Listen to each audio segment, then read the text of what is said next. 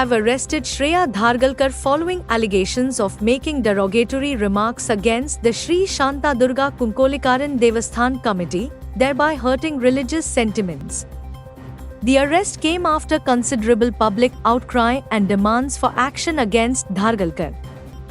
The rainfall that swept across Goa on Sunday evening, numerous places witnessed a significant downpour, with Mormugao emerging as the rainiest spot, recording a whopping 68.2 mm of rainfall within a 24-hour period ending at 0830 HRS IST on 20th May 2024.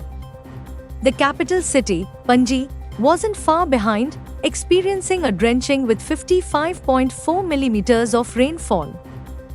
Valpoi followed suit with 38.4 mm, while Margao and Mapusa registered 37.3 mm and 26.0 mm respectively, making them some of the wettest areas in the state. The IMD on Sunday issued a yellow alert across Goa till Tuesday 21st May along with the rough coastal shore. Thunderstorms accompanied with lightning and gusty winds 30 to 40 km per hour are very likely to prevail at isolated places over North Goa, South Goa districts of the state.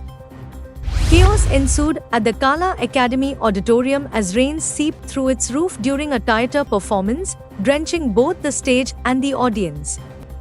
The unexpected downpour on Sunday evening turned the cultural event into a spectacle of its own, with attendees scrambling for cover and performers navigating through puddles. Despite the impromptu water feature, the show went on. The incident has sparked concerns about the infrastructure's maintenance and raised questions about its preparedness. Santosh Kumar Jha has been appointed as the Chief Managing Director of the Konkan Railway Corporation. Jha assumed the role on Monday and unveiled a series of initiatives aimed at enhancing passenger experience and expanding the corporation's operations. Jha highlighted the importance of ensuring safety and efficiency during the challenging weather conditions. He assured the public that Konkan Railway is fully prepared to tackle any challenges that may arise during the upcoming monsoon season. The locals of Oxal have raised their concerns over the potential irreversible environmental damage caused by the project and specifically point out the absence of a 6-meter wide road, contrary to the conditions stipulated in the construction license issued by the Panchayat. The locals, environmentalists and the Sarpanch conducted a site inspection on Saturday evening and confirmed that the road width measured only 4.2 meters, which was a violation of regulations. In a comprehensive investigation, the cybercrime police tracked down and arrested a Karnataka native for blackmailing and sexually harassing a woman for the past 2 months. The accused lured the woman to attend a fake online interview via video call, during which they coerced her to undress, posing as representatives of the company, and recorded the video and took screenshots. The accused was arrested when he arrived to meet the victim. The Goa Government Employees Association on Sunday urged the government to extend the term of the working committee from 2 years to 5 years up to May 2027 and to revise the old pension issue. The association highlighted their agendas in the press conference held at Panjim. The locals of Margao have raised a concerning issue regarding completing the bioremediation, stating that the works are not completed yet. Local Savio Coutinho highlighted that the government had assured the work would be before the monsoons, but the ground reality speaks about the pending work at the Sonsoro land.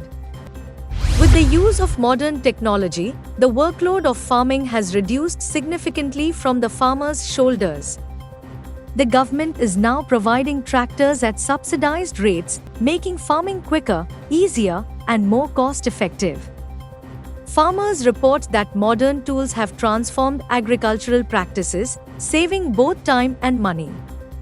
Around 30,000 to 40,000 farmers use tractors per season.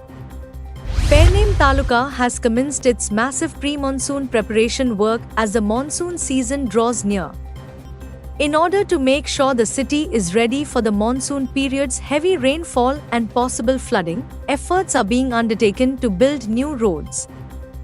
The traditional Goan folk drama, Jhagor, was performed exclusively by the Aboriginal Goda tribe community at Pali Satari with great enthusiasm and tradition on Saturday. Despite facing a power outage, the dedicated performers' feat did not stop till the entire drama concluded. Holy Spirit Feast was celebrated at Holy Spirit Church, Margao on Sunday. Fr. Albano Fernandes was the main celebrant for the feast mass, and other concelebrants Fr. Amandio Valadares wished everyone a happy feast. Guardian Angel SC defeated United Club Verna 2-1 to lift the 10th Lotoli Panchayat Cup 24 organised by SCC Lotoli and played at Montir Ground Lotoli on Saturday. Alvito Dicunha, international football player, was the chief guest and gave away the prizes in the presence of Blas Brito, President of Comunidade, Sarpanch San Francisco Fernandes, Jonah Fernandes, Charles Dias and other dignitaries and club officials. Chandiya Sports Club crowned champions of 15th Davolim Cup organised by Sporting Club Davolim as they defeated host Sporting Club Davolim 2-0 in the finals played at Panchayat Ground Davolim on Sunday. The finals began with strong rain and wind, and fans who came to witness the finals did not bother but watched till the last whistle.